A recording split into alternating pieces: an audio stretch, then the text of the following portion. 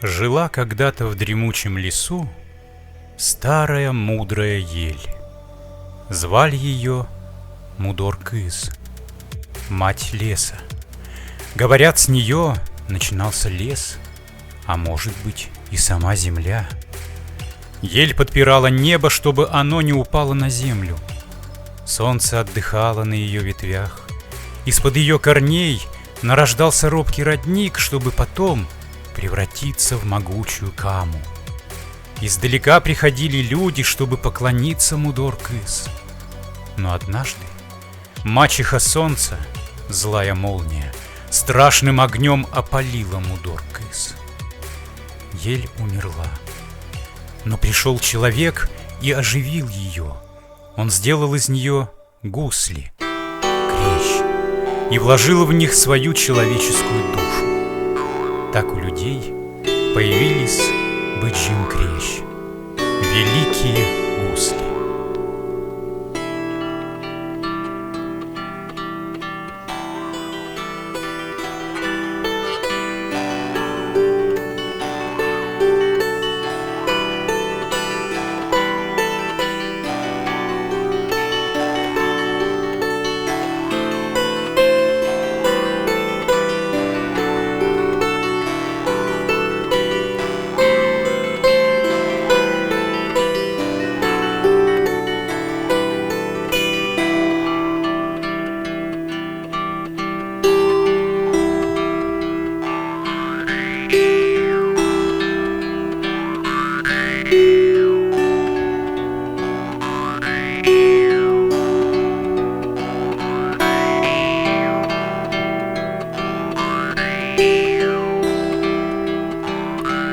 Крещ в переводе с удмуртского языка означает мелодия или напев.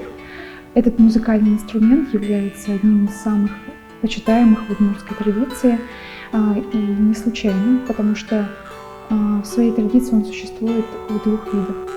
Это бытовой музыкальный инструмент и культовый. Бытовые музыкальные инструменты, как правило, сопровождали гуляния, всеобщие праздники.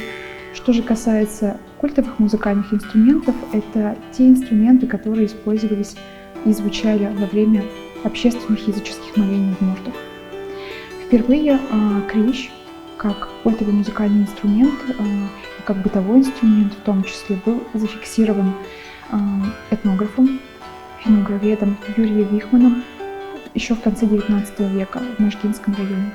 В традиции финно-угорских народов музыкальный инструмент, похожий на крещ, родственник креща, существовал у многих народов, и мы можем возводить использование музыкального инструмента еще к периоду существования прауральской языковой общности, то есть не позднее, третьего тысячелетия до нашей эры.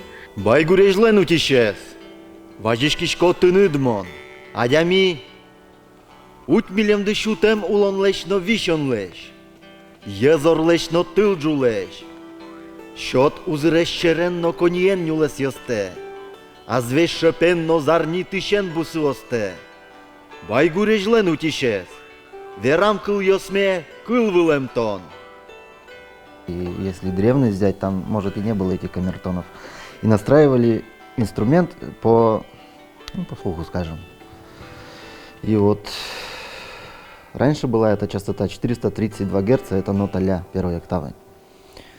Сейчас 440, она завышенная. Почему 432? 432 это частота мироздания, частота колебания нашей планеты или энергии нашей планеты.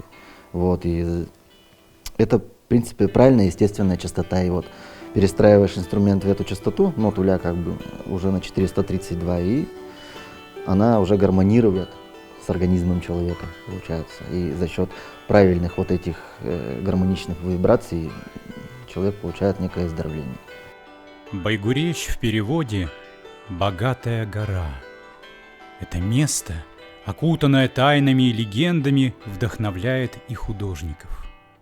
Все вот эти культы, все боги, все вот эти, значит, пантеон этих божков, все это у меня было в душе. Когда вот начал, когда сделал вот эти картины «Дух леса», «Вуммурт», там там еще дух ветра, грозы. То есть это все я представлял. И в конце концов, вот, видя вот это Байгурещ, у меня идея родилась, что это дух горы, какой-то старец, такой легендарный. Это эхо в глубинной нашей. Вот, я так понимаю, вижу те древние времена, 10, 8, 12, 14 век, вот через эти вот духи, через эти образы, и он играет на этих каких-то... А там же силуэт очень похож на гусли, вот этого Байгурези, обрыв-то вот этот, да, и вот он так играет, эскиз сделал, как это все поэтично получилось. И одним махом, буквально за неделю эта картина была сотворена. Сейчас полотно хранится в Музее истории Сибирского тракта. Еще одна картина. Городище Иднакар, навеянное легендами и историей древнего народа, находится в Национальном музее имени Кузибая-Герда. На ней запечатлено средневековое поселение на холмистом берегу реки Чепца. Это серия «Эхо древних Удмуртий», серия картин, их где-то штук 14-15, наверное. Поэтому Иднакар, как раз я очень активно занимался этим вопросом, то есть все, что касается нашей удмуртской средневековья, ранней средневековья, сананинской культуры, пеноборской культуры. Ну, Иднакар, конечно, я там был неоднократно. Юра Лубанов проводил там туристические мероприятия на горе. Вот все это в душе это я впитывал. Ну, конечно, это же российского уровня памятник. Там такие вещи найдены. Самый старый предмет, фрагмент, который непосредственно связан с музыкальным инструментом кречем, находится в музее-заповеднике Иднакар и был найден в результате археологических изысканий, которые проводили сотрудники музея, сотрудники научно-исследовательского института. И именно найденная кобылка, фрагмент музыкального инструмента щипкового, хордового, скорее всего, то есть родственника, прапредка креча, был найден на городище Иднакар.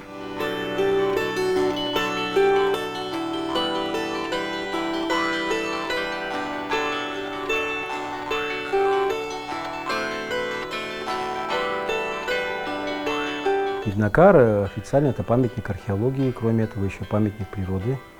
Это холм, вот если образно выражаться, да, на котором примерно, ну, скажем, 1200-300 лет тому назад уже возникает устойчивое поселение, археологи называют городище, относят к паломско-чепецкой культуре эпохи Средневековья.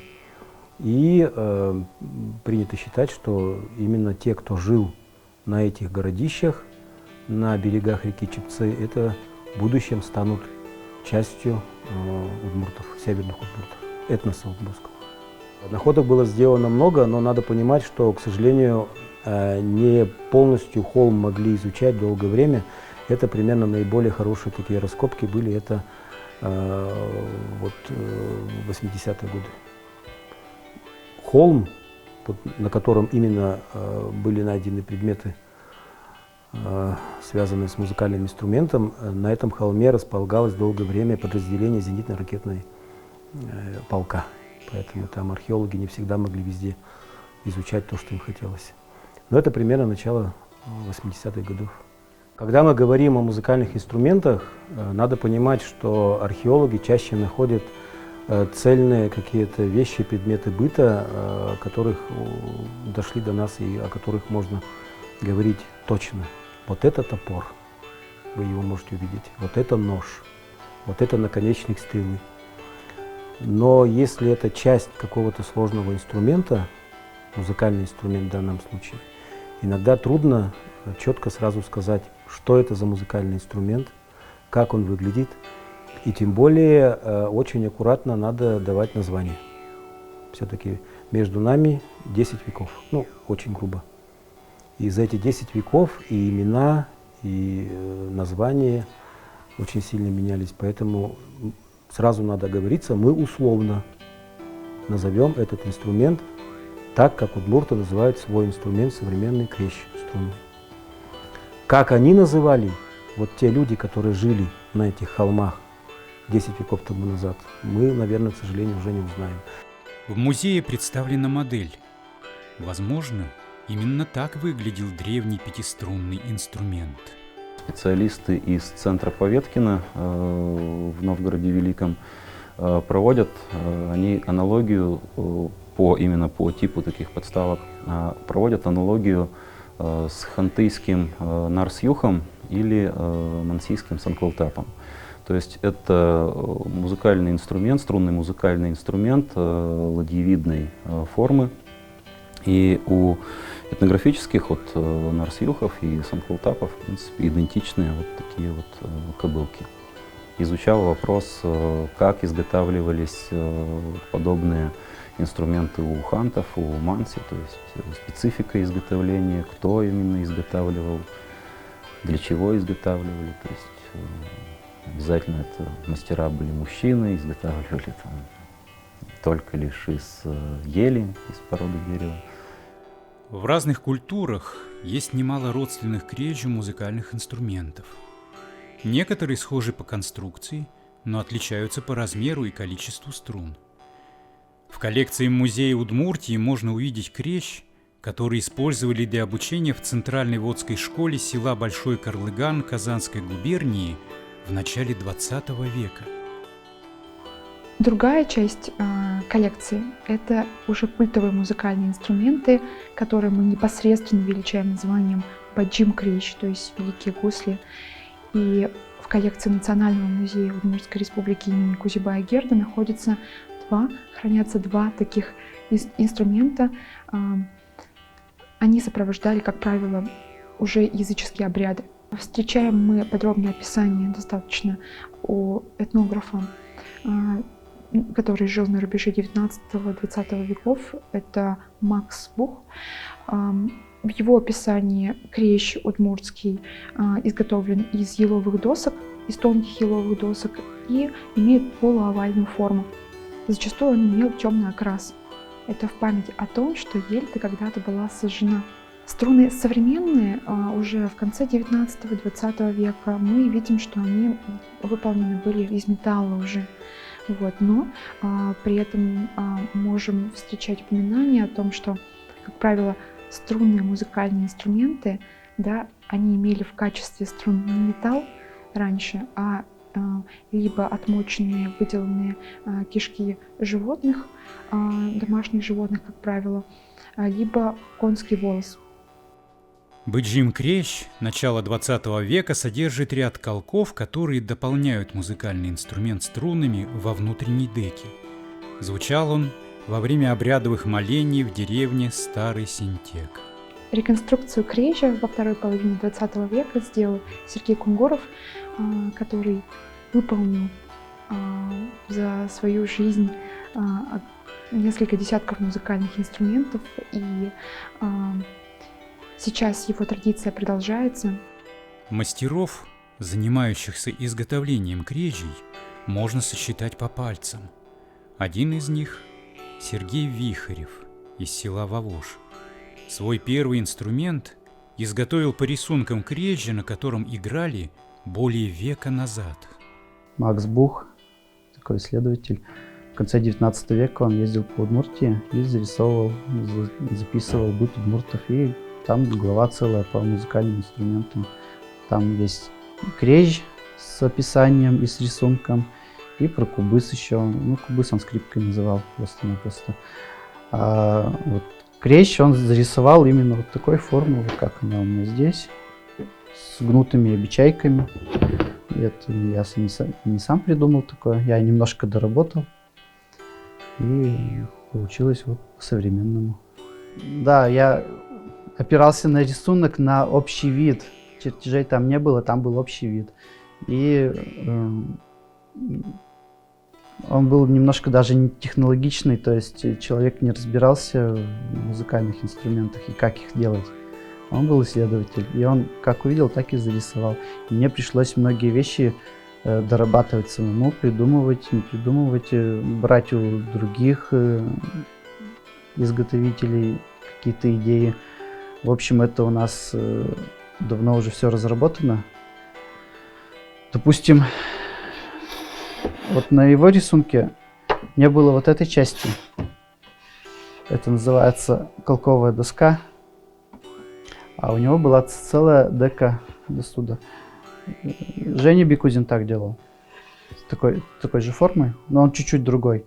У него дека выступала за края, но все равно гнутые обечайки были.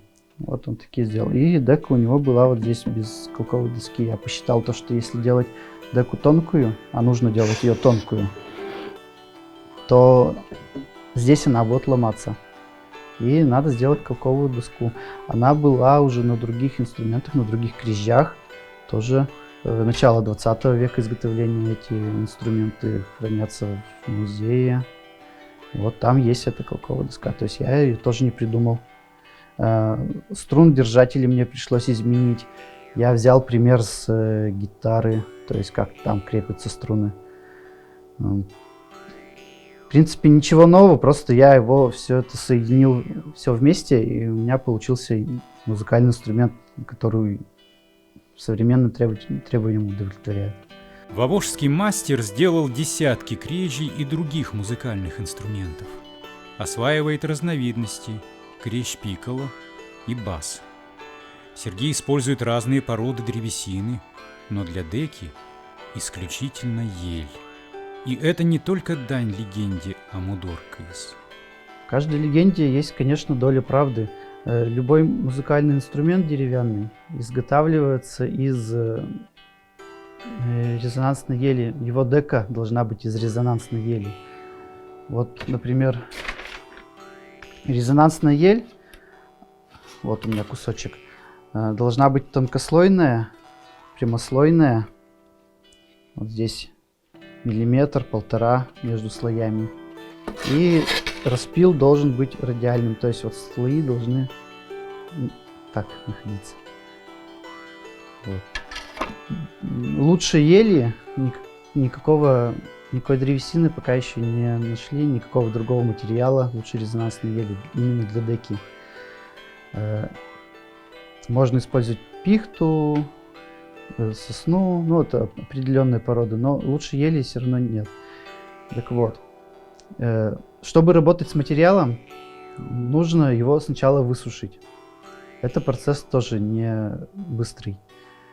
Так вот, если молния поразила дерево, ель, то она стоит на корню, она уже сохнет определенное время, высохла, ее срубают, и если ее определенно распилить еще, если она тонкослойная, прямослойная, конечно, это будет очень хороший, очень пригодится этот материал.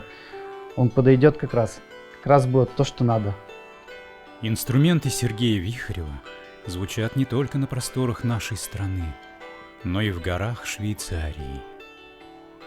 Иногда так получается, что все равно, как бы ни старался, каждый инструмент требует жертву. И получается, порежешься или струной укоришься.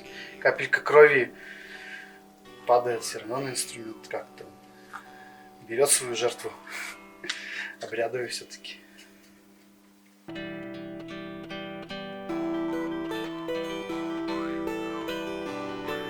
Возможно, мы даже не знаем, какой был строй у крежи, потому что в каждом районе или в каждой деревне, или у каждого музыканта строй мог отличаться. Еще есть такие нюансы, как внутренние струны внутри крежи, на которых не играют, а они внутри присутствуют.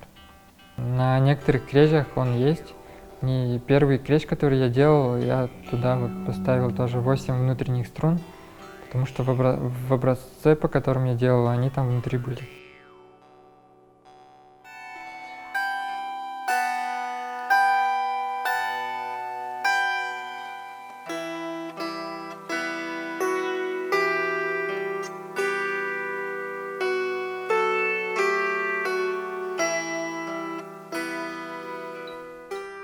Юные музыканты из Воткинска играют на крежах местного мастера Станислава Калистратова.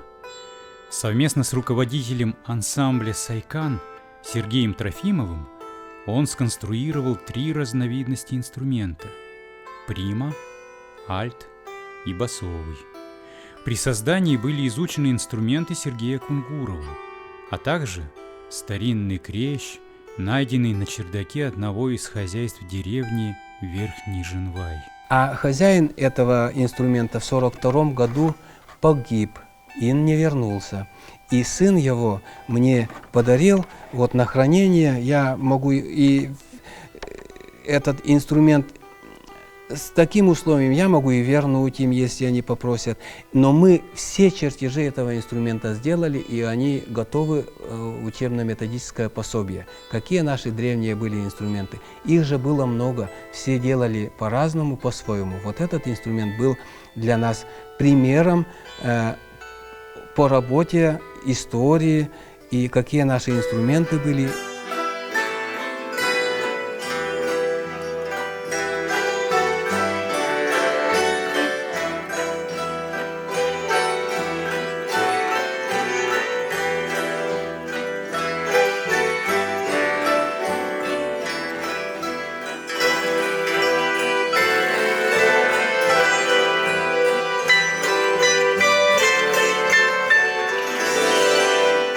Сайкан в переводе с удмуртского «пробуждение».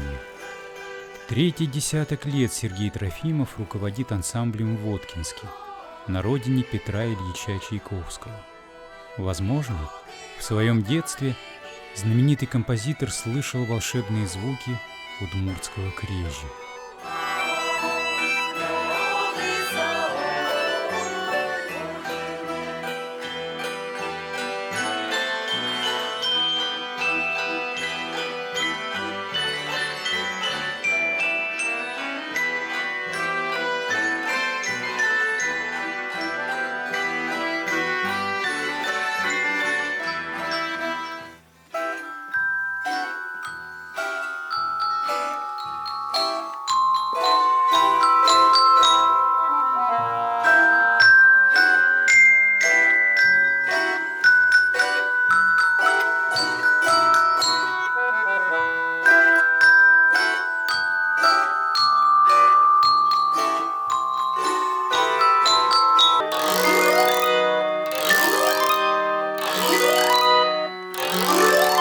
Первая школа, музыкальная школа,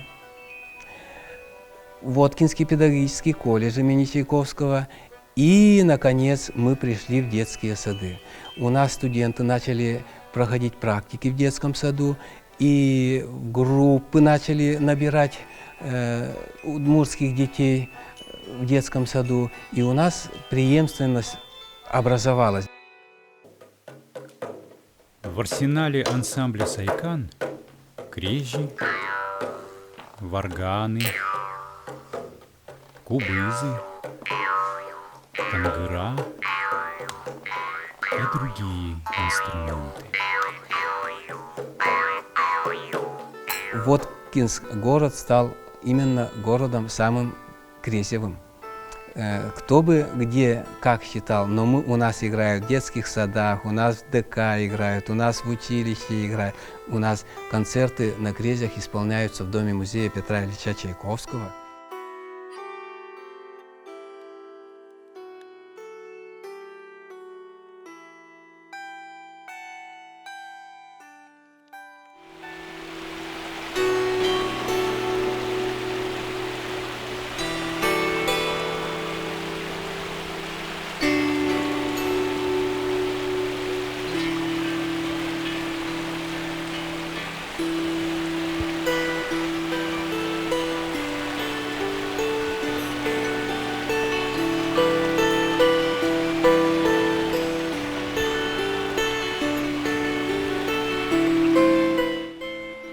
Быджим крещ, великие гусли. Когда они звучали, солнце приближалось к земле, чтобы их послушать.